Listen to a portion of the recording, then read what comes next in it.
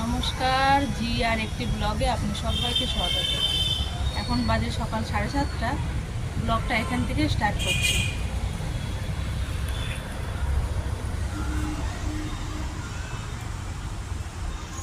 এখন সকাল বাজে 8টা।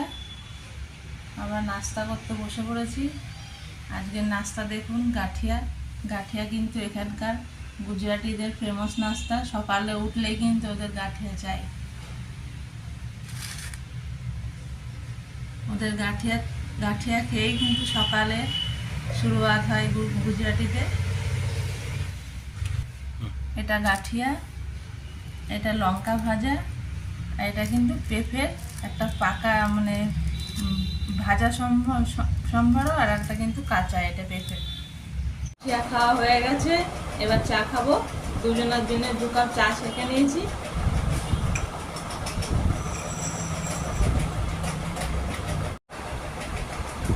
আজ 1 জুলাই, আমার সোনা জিয়ার আজকে জন্মদিন।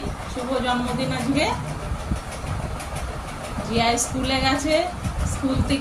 স্কুলে যাওয়ার আগে আমাকে বলে গেছে পায়েস করতে। ওর পায়েস খুব পছন্দ। চা খাওয়ার পরে এবার রান্নার দিকে যাব। আগে জিয়ার জন্য পায়েস একটু বানাবো, আপনাদের সাথে শেয়ার করব। কিচেনে চলে এসেছি।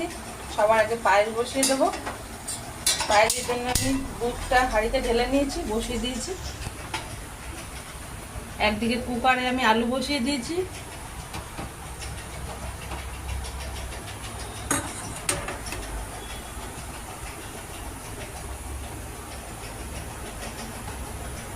দুধটা গরম হয়ে গেলেই আমি চালটা দিয়ে দেবো। এখানে আমি 150 গ্রাম গোবিন্দভোগ চাল নিয়ে নিয়েছি। আর এটা কোয়া ক্ষীর নিয়ে নিয়েছি। এটা আমাদের পশ্চিমবাংলায় কিন্তু কোয়া ক্ষীর বলে, আর এখানে কিন্তু মাওয়া বলে। আপনারা কে কোথা থেকে দেখছেন, আপনাদের এখানে কি বলে এটাকে অবশ্যই কমেন্ট করে জানাবেন।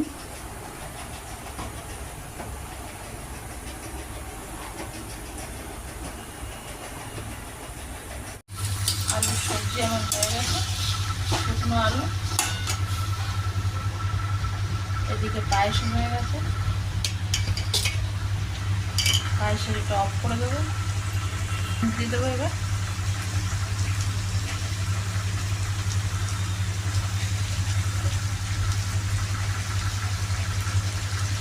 কিশমিশটা আমি আগে থেকে ভিজিয়ে রেখেছিলাম, কিশমিশটা দিয়ে দিলাম। পায়েসটা অফ করে দিয়েছি। এদিকে আমার আলুর সবজিটাও হয়ে গেছে।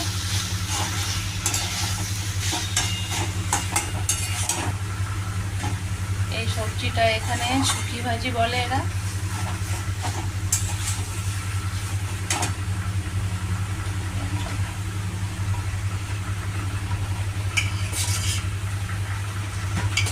চলে এসেছি স্কুল থেকে।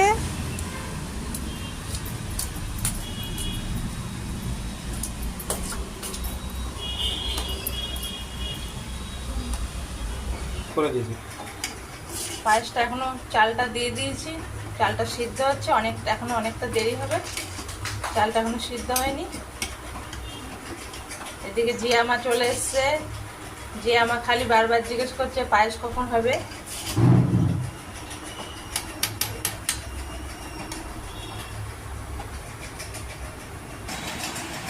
জিয়া মা, তোমার কি গিফট চাই আজকে? Study table. একটু খালি তোমার টেবিলে চাই? আমার কাছে সব আছে, আমার খালি একটা টেবিলই চাই। জিয়া মার এটা ফেভারিট প্রচুর, এই জন্য আজকে পায়েস, লুচি আর এই শুকনো আলুর তরকারি দিয়ে আমার প্রচুর ভালোবাসে। আজকের ব্লগটা এখানে শেষ করছি। সবাই ভালো থাকবেন, সুস্থ থাকবেন।